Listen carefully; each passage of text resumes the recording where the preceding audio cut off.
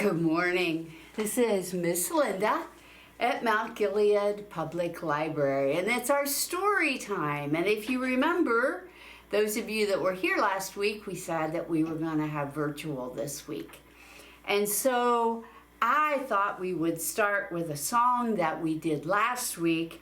The more we get together, the happier we'll be for your friends or my friends. Remember that?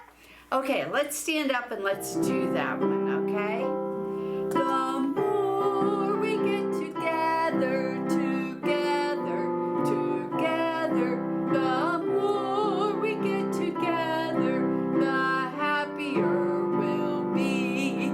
For your friends are my friends, and my friends are your friends. The more we get together, the happier we'll be. Friends. Our stories today are all about friends. Here's the first one. It's called Summer, which fits. It's summertime, right?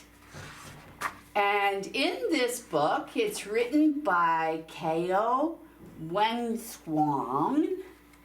Weng-Swang. Interesting name, huh? Okay, so in summer, the burning hot sun hangs in the sky. Sparrows hide in the willow trees, as does a cricket in the fall reeds. A frog floats on a lotus leaf beneath the umbrella of another. Ducks sleep with heads tucked in wings beneath the cool arching bridges. Hens doze in the dusty shade of haystacks, and the melon farmer fans himself under a canopy.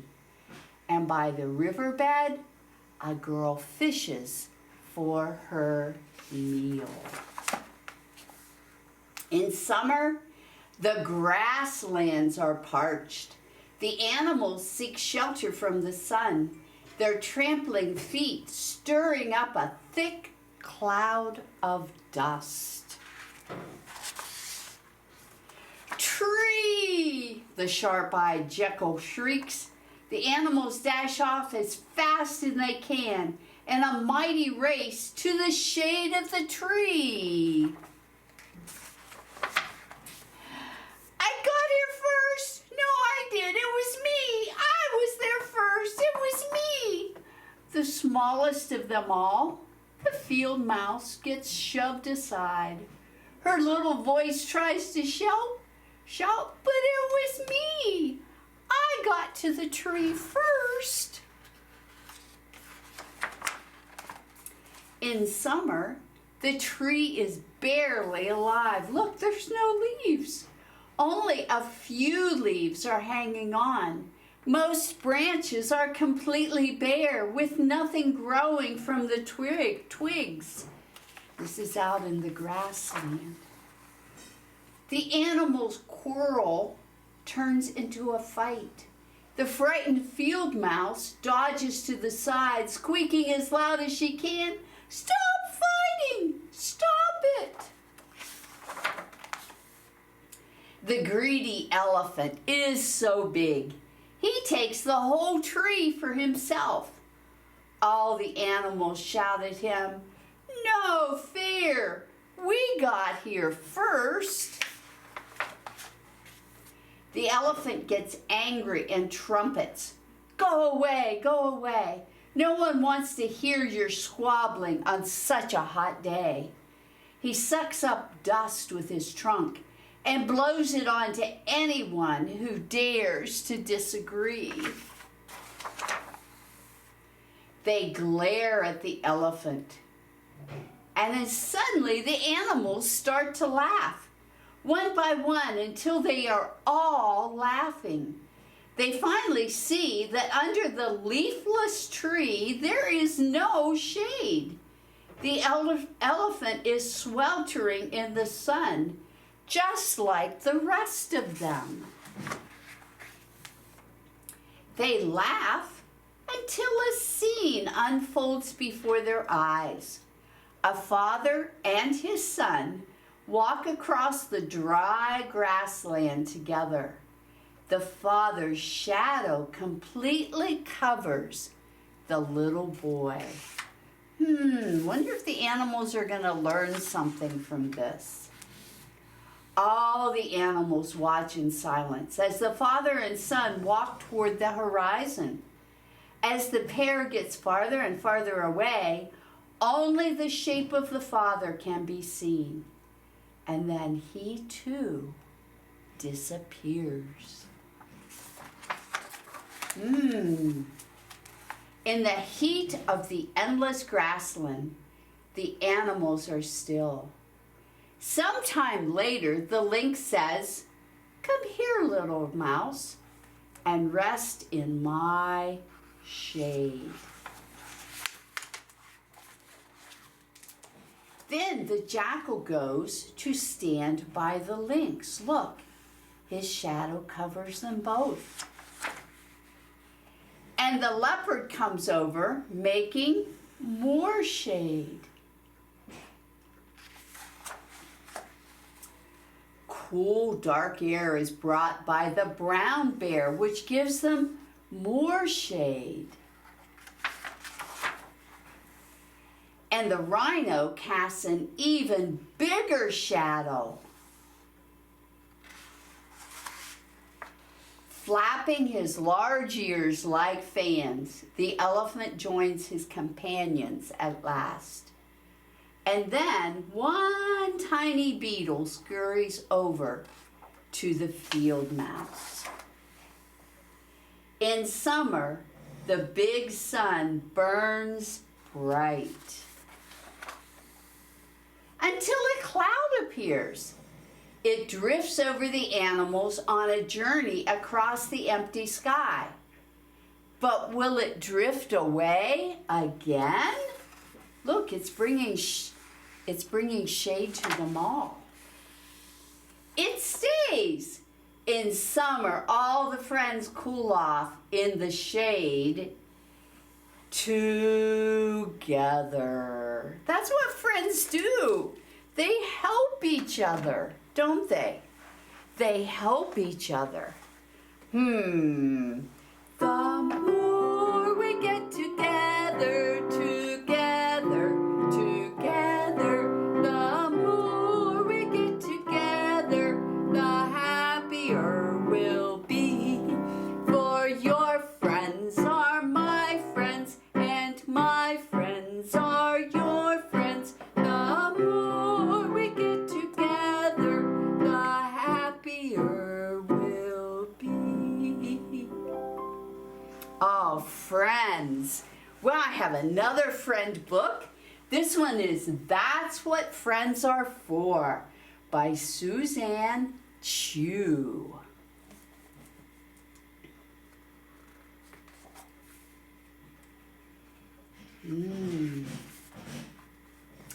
What a glorious day, beamed Badger as he played happily in the summer sun.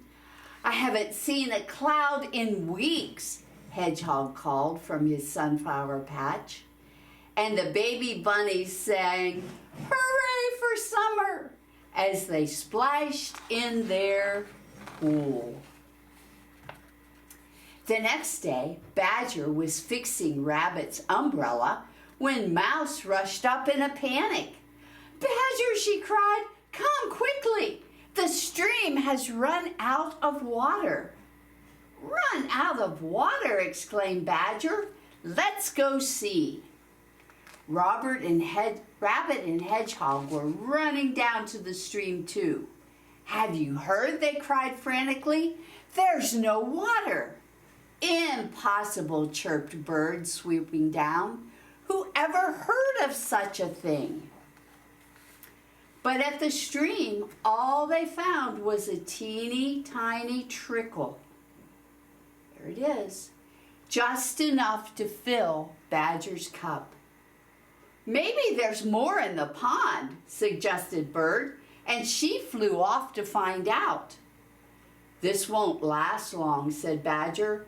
"We'd better find a way to collect the rest of the water." home, Badger quickly built a sturdy barrel. "We have an entire pot full of water," the bunnies called as they ran up to Badger. "And my teapot's full," cried Rabbit. But when they poured in everyone's water, the barrel wasn't even half full. "How will I water my flowers?" exclaimed Hedgehog. "How will we fill our pool?" wailed the baby bunnies. "How will I do my laundry?" squeaked Mouse. "Wait a minute," Badger said. "If there's no water left, what will we drink?" As the summer sun's rays grew stronger, the friends fell silent. "Maybe Bird will find water," said Hedgehog hopefully. But Bird had terrible news. "The pond is dry," she twittered. "The frogs have lost their homes." "That's awful," exclaimed everyone. "What can we do?" "We must share our water with the frogs," replied Badger. Being careful not to waste one drop, the friends poured some into Badger's wheelbarrow and headed for the pond. Do you notice what the friends are doing? They're helping each other, aren't they? They arrived just in time. "We're so happy to see you," croaked the frogs. Badger picked them up and helped them into the wheelbarrow. "Oh, thank you," they ribbited, splashing gratefully. "Maybe we'll find more water upstream," suggested Bird. "Good idea," beamed Badger. "Let's go check." But the journey uphill was long and steep and very hot. "I can't walk anymore," sighed Hedgehog. "We're thirsty," wailed the baby bunnies. "We can't give up," said Badger. "I bet there's water just ahead." The friends struggled along the path until around the bend they saw, what do you think? Do you think it's water? Water! A cool mountain pool sparkled in the sun. "Jump in," yelled the bunnies. "I don't think these boulders have moved," said Badger. "I think these boulders have moved," said Badger. "They are stopping the water from flowing downstream." "But they're too big for us to move out of the way," chirped Bird. "Maybe not," said Badger. "I have an idea." Badger found a branch to use as a lever. He wedged one end under the biggest rock, there it is, and pushed down hard on the other end. But the boulder didn't budge. "Oh, we'll help," called the rabbits, and everyone rushed up. "It's no good," twittered Bird. "It just won't move." "Wait for us," yelled the frogs, and just as the smallest frog leapt onto the lever, the boulder wobbled and started to roll. Whoosh went the water as it flowed down the hill.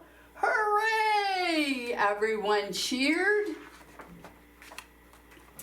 Soon the stream was flowing again, and then it finally started to rain.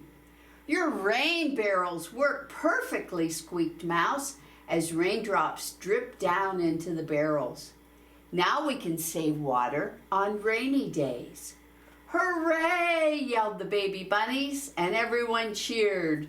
Hooray for our clever friend, Badger.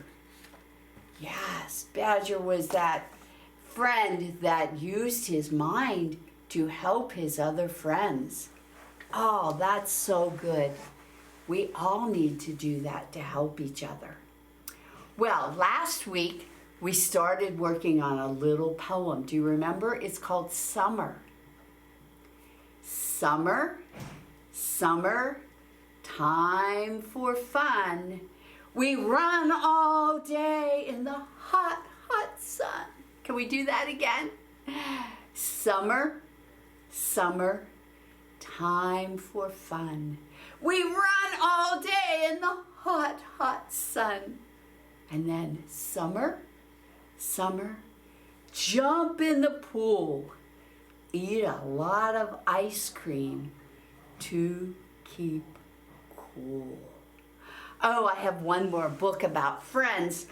And this one is very interesting. It's written by Bree Galbraith. And there are 2 islands in this book. Do you know what an island is? An island is a land that's totally surrounded by water. Here was one island, and there's water all around it, and here's the other island, and there's water all around it. Somewhere off the coast and around the corner were 2 islands that had existed alongside each other for as long as forever. One island was made mostly of stones, the other sand. And that's where the problem begins. Every child on the island of sand grew up on the beach, building spectacular sandcastles. Have you built a sandcastle on the beach? I bet you have. Some were as tall as Big Brothers, with carefully carved turrets and moats large enough for dogs to swim in. Others were lined with salty sea glass and sparkled in the sun. Look at that. Look at that castle. Across the water, on the island of stones, stood catapults taller than all the sandcastles combined. A catapult is something that throws something. I wonder what those catapults are going to throw. Do you think it might be stones? Let's see. Huge wooden structures that loomed over rickety wharfs and slippery docks, waiting to hurl stones. Where are they going to hurl them?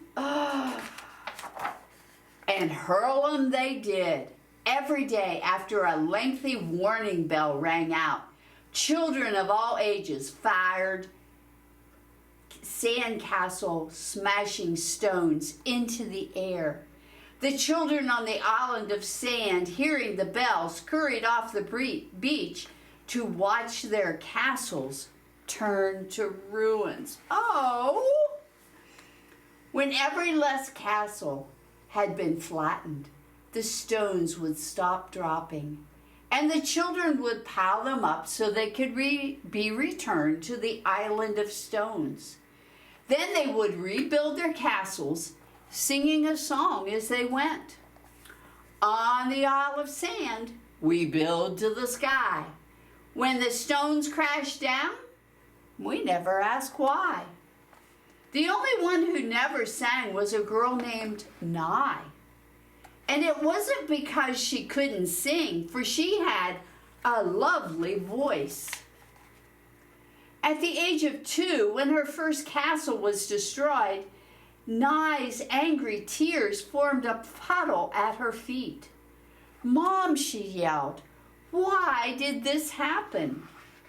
"I'm sorry, Nye," said her mom, kissing away a tear. "It's just the way it is." The words made sense, but they didn't feel right. 2 years passed, and Nye was just about to put the finishing touch on the best castle ever when the warning bell rang out. She knew she should run, but she wanted to finish building. Nye was halfway up her castle with a flag in her hand when her older brother scooped her up. "Nye," he cried, "that was dangerous. You have to leave the beach when the stones are coming." Nye watched as her castle was demolished. She demanded that her brother tell her why this was allowed. I'm sorry, Nye, said her brother, hugging away his sister's frown. It's just the way it is. Once again, the words made sense, but the feeling that it wasn't right grew stronger. 2 more years passed, and 6-year-old Nye had become an expert builder. She was in the middle of breaking a record for the tallest castle ever built when the warning bell scattered the crowd. Nye's castle was the first one to be hit. She needed to know why people continued to let this happen. Nye asked everyone on the beach, interrupting their song. The first person to speak was the tugboat captain, who delivered the stones back to the other island daily. I'm sorry, Nye, said the captain, loading stones on the raft. It's just the way it is. The words made sense, and now the feeling started to as well. The children went back to singing. On the Isle of Sand, we build to the sky. When the stones crash down, we never ask why. 2 years later, Nye was old enough to teach her little sister how to build a sandcastle. She showed her how to make the strongest walls. She helped her shape windows and doors and even a skylight. Then Nye hoisted her up to place the tiniest of shells around the top of the castle like a crown. And what do you think's gonna happen? It was the worst time for the warning bell to ring, but of course it did. When all the castles lay in rubble, her sister joined the chorus with a heartbroken whisper. On the Isle of Sand, we build to the sky. Enough, Nye screamed. Even the waves stopped. Nye stomped over to the tugboat and tied the raft of stones to the back of the boat, and away she went. Driven by the feeling, Nye crossed the sea. She arrived at the other island with a plan. As people gathered on the dock to receive the stones, Nye stayed in the bay. She took hold of the ship's speaker. People of the Island of Stones, her voice echoed over the water. If you throw another stone at the Island of Sand, we will keep your stones, and we will become the Island of Sand and Stones. The people began to talk among themselves and eventually yelled back. That's not fair, he shouted. Then we will become the Island of Nothing. If fair is what you're after, Nye replied, then you'll find another use for all your stones. But what if we don't know how, the old man called. Guess what? Suddenly the feeling made absolute sense, and Nye knew exactly what to do with it. She untied the raft of stones from the back of the tug and pushed it toward the dock. If you did all this just to destroy things, she said, pointing to the mighty catapults towering up into the sky, imagine what you could do to make things better. And the people on the Island of Stones had no choice but to agree. Nye turned the boat around and sailed back to her home, Island of Sand, looking forward to the whole way home. Look what they did. They made a bridge between the Island of Sand and the Island of Stone. And look at the castles, and look at what they did with the stones. And they could go back and forth. Is that what friends do? They make things better, don't they? They make things better. Oh, I'm so excited to see you next week. on July the 21st for story time at 10:45 at Mount Gilead Public Library. We've got 3 new books and a new craft to do and more songs. Will I see you? I hope so. The more we get together, the happier we'll be. Summer, summer, time for fun. We run all day in the hot, hot sun. Summer, summer, jump in the pool, eat a lot of ice cream to keep cool. See you next week at the library, okay? Have a great day.